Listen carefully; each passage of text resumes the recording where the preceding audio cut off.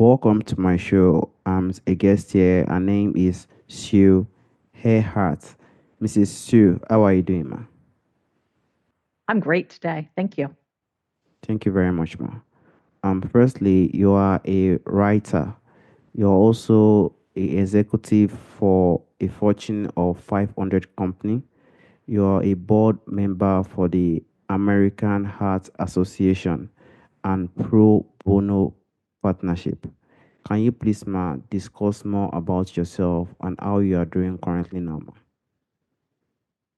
Thanks for that question. So I have a full-time job where I'm an executive at a large company. I'm a Mm. lawyer by training. But my real passion is running my website and writing. So I have a website that I call Practical Spirituality, where I help people on their personal spiritual journeys. And I have a book coming out in January Mm. that I'd love to chat with you about. Yes, that was why I was even going to Mrs. Sue. Can you discuss more on your book that you're about to release, which is a manual for midlife and a guidebook for your personal spiritual journey, ma? Yeah. So the name of my book that's coming out in January is Lose Your Critic, a step by step process for reclaiming your spirit. So, this is a book that helps people who have critical thought patterns, which I think is a lot of us.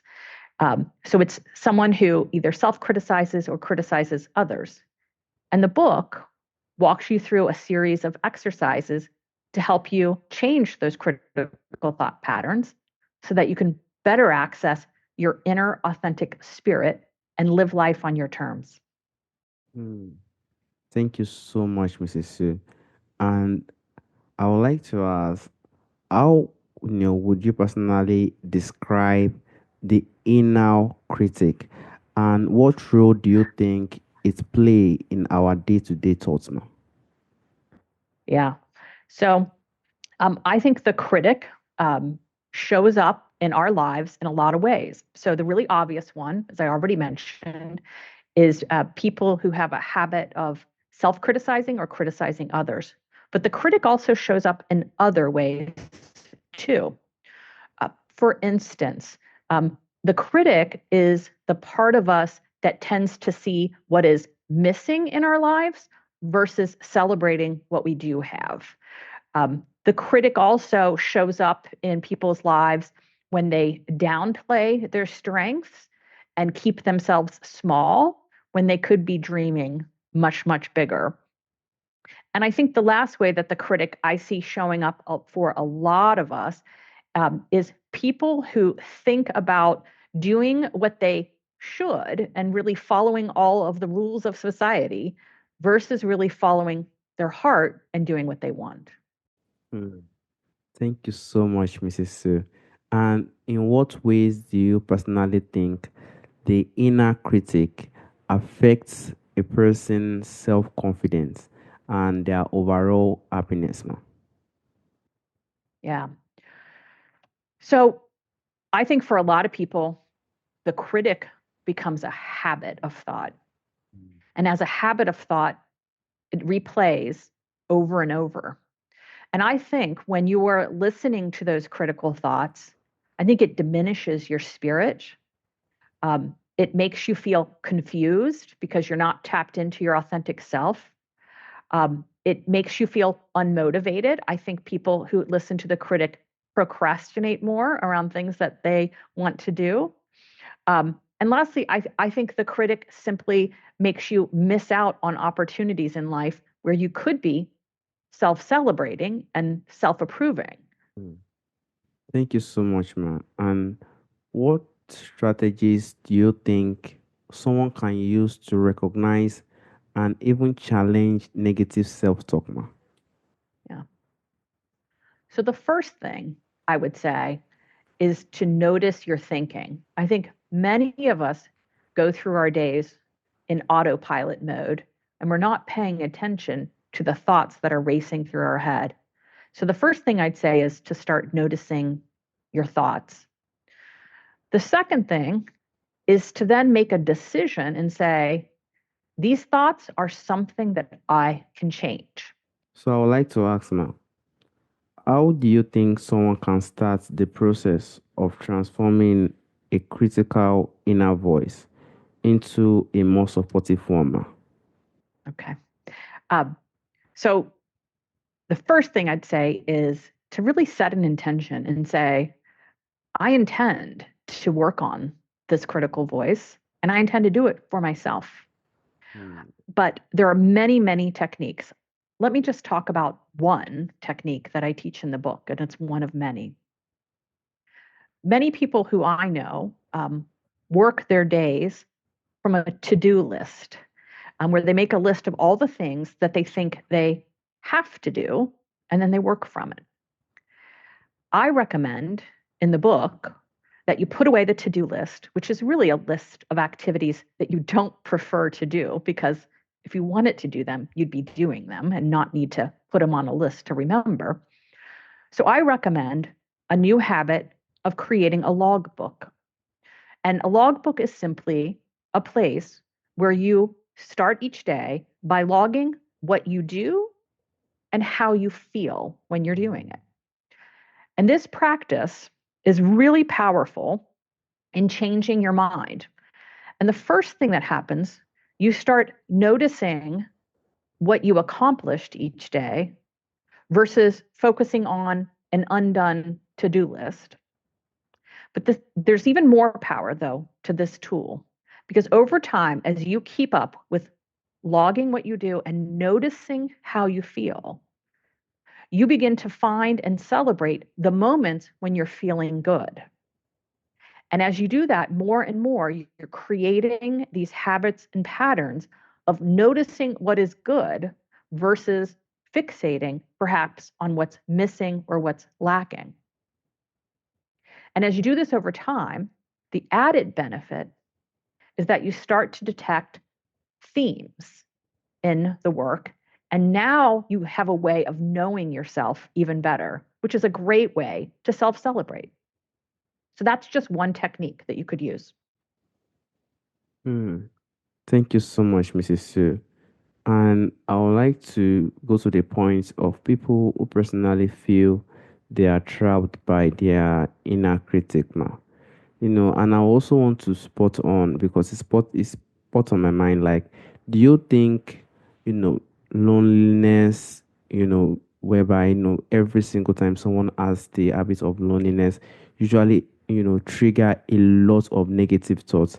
And what do you think are the first step for individual who personally feel trapped by their inner critic and they want to make a change, man? So the first thing I would say, if I had a feeling of Mm, loneliness, I would sit down with a pad of paper and a pen, and I would ask myself, what are all the thoughts that are going on in my head mm, that are contributing to this feeling of loneliness? And I would take some time alone, some self reflection, and I would write down every thought that came into my head around that. Because again, thinking is the source of our emotions. And so when you are feeling an emotion, a great practice is to sit and allow all of your thinking to come forward. And when you do that, you can look at those thoughts and you can choose different thoughts. So, for instance, if you were feeling lonely mhm, and one of the thoughts you had is, no one likes me, well, that's not a good thought to keep mm, in your head. And that's probably not a true thought either. And I would make it a point to say, that's not true. For so many of us, we simply allow these thoughts to kick around in our heads and to go around in circles in our heads without confronting them and without saying, you know, that's a story that I'm telling. And I have an obligation to myself to tell a better story. mm. Thank you so much, Mrs. Two, because I'm also a victim of something like this.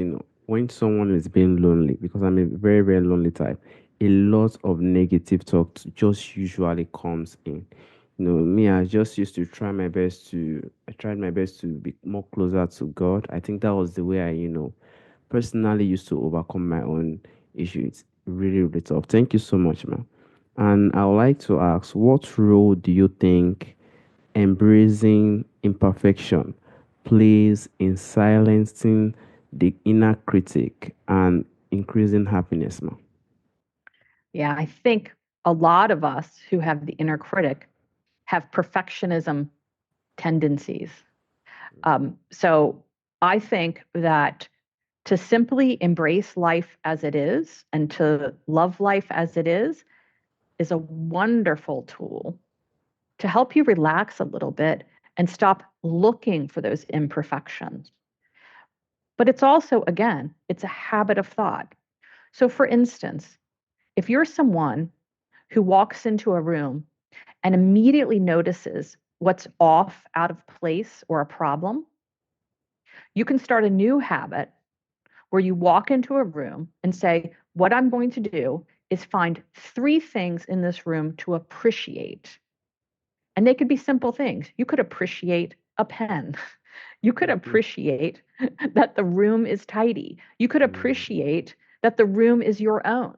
But the point is, it's a habit, and you can change your habits of thought. And I personally believe it's a very deep spiritual practice to take the time mm, to challenge these negative thoughts and to self love, self approve, and self celebrate. That's what your spirit needs in order to thrive. mm. Thank you so much, man. Thank you so much, Mrs. Sue. And I would just like to know in points of relationship, man. Like, how do you think it does, impact relationships, man? I think it impacts relationships in lots of ways. Okay. So when someone is listening to a critic, okay, so they're tied into these negative stories, Mm, I think that we are then often more triggered in our relationships. We're often more frustrated in our relationships, and sometimes even more angry in our relationships. So, what I have experienced as I did the work to really confront my negative thoughts, mm, to turn them around into positive thoughts, and to practice those positive thoughts, I found that all my relationships naturally improved because as mm. I loved myself, I had more love to give to others. That's very true. Thank you so much, man. Loving oneself it's really, really plays a huge role, even in my life. Thank you so much, man. I would like to go to the point of self-forgiveness. Some people in this life are really, really upset with themselves, maybe due to some issues they pass through or stuff like that. I don't know, Mhm. maybe it does bring in negative thoughts too, but what role do you think self-forgiveness play in, quieting this inner critic and fostering happiness, man? I think it's essential. I think every one of us on earth has Mm, things in our past that we're holding on to and judging yeah. ourselves for. And I personally believe the whole world would be more peaceful and more loving if each of us was more self forgiving. When you're able to forgive yourself and then love yourself, you show up in the world as a healed person. And that's what I believe this world needs is we need a world full of healed people. So that's why I see it as a personal responsibility to engage in self-forgiveness and to love myself. Mm, thank you so much, man. And personally, some people could still be struggling. I know you brought in a lot of, conversation when it comes to the inner critic, but what advice do you think you can still give to someone who is probably struggling to silence their inner critic now? I'd say the number one thing is to really allow those thoughts to come forward. And I know that might seem counterintuitive because you might be in a habit of pushing back these negative thoughts because you think they hurt. And I really believe When you allow those thoughts to come forward and simply empty them out, so this is what I do is I empty them out onto a page. I believe, and I have a great belief in God and God's help in all of this. I believe when you bring those thoughts forward with an intention to say, help me heal these, they're healed. Hmm. I also believe the same, but positive positive thoughts, barely comes. That negative one is always just stronger, and it just continues to push someone. In fact, if someone is not strong enough, someone will just fall victim, and it's very, very tough. But with God and with hope and with strength, someone can really, really overcome. Thank you so much, Mrs. Sue. And there's a question I normally ask ma from the ancestors, from the forefathers. If there is anything you probably you might like to bring back to our time today, what do you think that thing will be, ma? Well, I'll just touch on the last thing you said Okay. about the strong feeling of those negative thoughts. And Mm, I personally believe that we humans are designed perfectly and that those strong negative feelings are there to get our attention and to mm, say, slow down, look at your thinking, and you might have a belief or a story you're telling in your head that you need to get out of your system and then tell a better story. So I believe that those negative emotions, as they get stronger, are indicating to us where we have the greatest capacity to love. mm. All right. Thank you so much, Mrs. Sue. Personally, I want to personally thank you for this opportunity, for this time, because negative thoughts is even one of the most important topic today that we could discuss on, and you really had the interest. Thank you so much, ma. You're welcome. Right, ma. Have a wonderful day, ma. Bye bye. Goodbye.